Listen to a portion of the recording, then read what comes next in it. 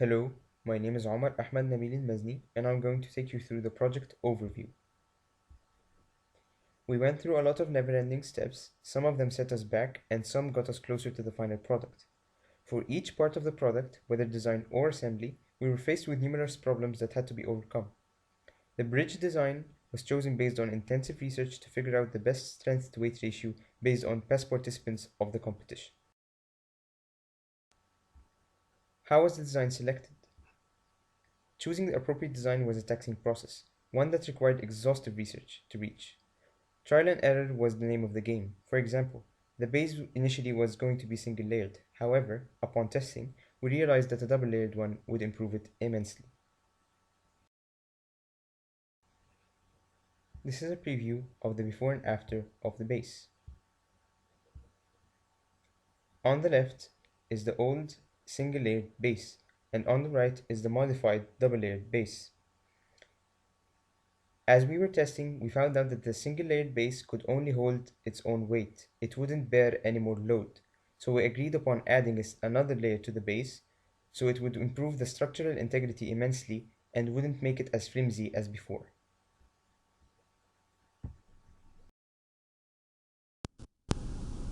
Hi, my name is Mostafa Mohammed Zaky, and I'll continue how was the design selected.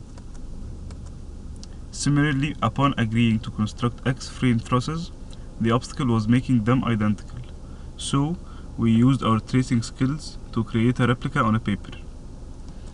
And here's a photo of this paper. After we started doing the trusses, we thought about making another copy to work in a team.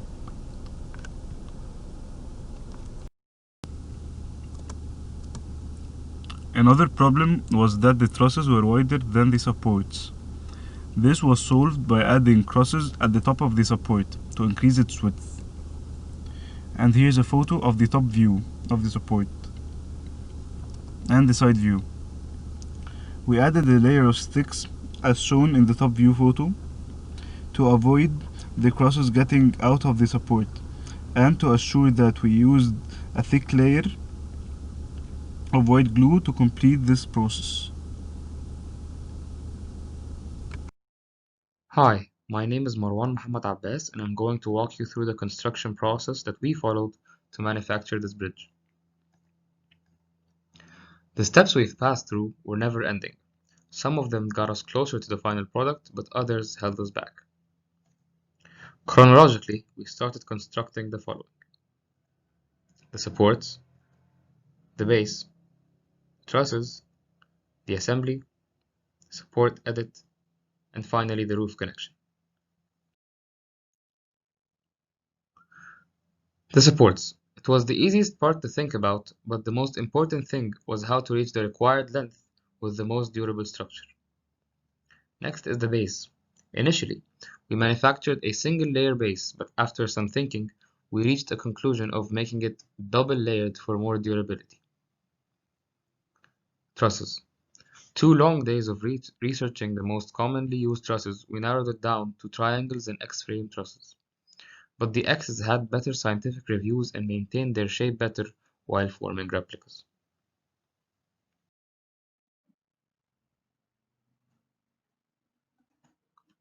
The assembly. At first, and based on designs we've seen from previous competitions, we decided to stick the trusses onto the bridge, but throughout the endless research we carried out, and advice we took from an elder friend, who is a civil engineer, we came up with a new and unique idea, which is to hang the trusses onto horizontal sticks as shown in the photo. This contributes greatly to the strength of our bridge. Hi, my name is Ziad Abdel and I'll be resuming the construction part that my friend Marwan has started it before me. For the supports, after making our supports, we found out that the trusses are going to be wider than the bridge, so it will be hanging in the air.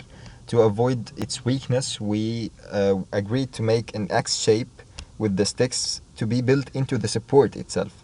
And the trusses are going to be resting on the edges of these sticks. This picture shows the top view of these supports, showing the edges upon which the trusses were resting, and that's the side view showing how we did insert the sticks into the supports themselves.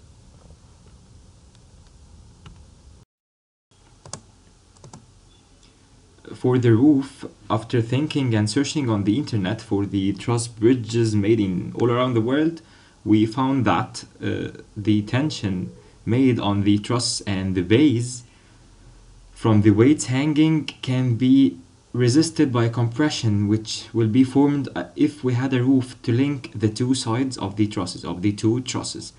And we had many designs, like 6 to 7 designs, until we found in the 7th replica, I guess, it was this design in the picture shown, and it was somehow similar to the trusses in the sides, but it was right angle triangles, not X's.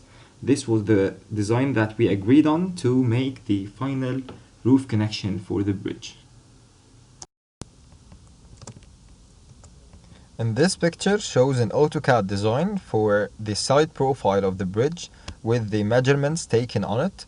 So in our design, we succeeded to make a height of the bridge as a maximum height for anything entering throughout the bridge of 8 centimeters. To be more specific, it was 7.8 centimeters, and the height of the supports was 10 centimeters with a mid-span between them of 75 centimeters for the whole bridge. And now, after summing up all the aforementioned points, we've reached the point of difficulties, as we have surely faced some obstacles throughout the whole project. The most difficult part, to be honest, was the trusses assembly, to get each replica in its place with each angle in the right direction, because this was the part which will determine the strength of our bridge, and it was the part upon which the whole bridge is going to be assembled. Nevertheless, the biggest obstacle, however, was the time-consuming nature of the project and figuring out how to reach a balance between studying and working on the project, as we had like 7 to 8 sittings, each had a span of 8, 9 or 10 hours. Hi, my name is Mofeed Makram Mankayos, and today I'm gonna talk about how this project affected our opinion about engineering. From my own point of view, I think that engineering modifies the world according to their needs to make living easier, and it's not about designing or constructing only. There are various aspects that they put into consideration, such as calculations, safety, and precision. Engineers have really good communication skills, as teamwork played a huge role to complete our project successfully. Also, engineers are able to bring passion, creative solutions, and big ideas to the table, as well as the ability to properly analyze problems and create solutions for them. Finally, I believe that successful engineers pay attention to the smallest details and understand the slightest error that may cause a construction to fail.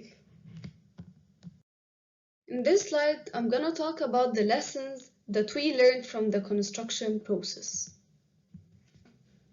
Undoubtedly, this project taught us miscellaneous lessons about the idea of construction and the procedures that have to be done in each step. From my own perspective, planning was the most crucial part in the process, and this project helped broadening our minds about new concepts, such as how bridges are engineered to withstand weight while being durable, as well as the different designs of the bridges and their development through history. Moreover, I reckon that one of the most important skills that we learned was the ability to find the most suitable solution for every issue we face throughout the whole process. Thank you so much for listening, and I hope you all stay safe.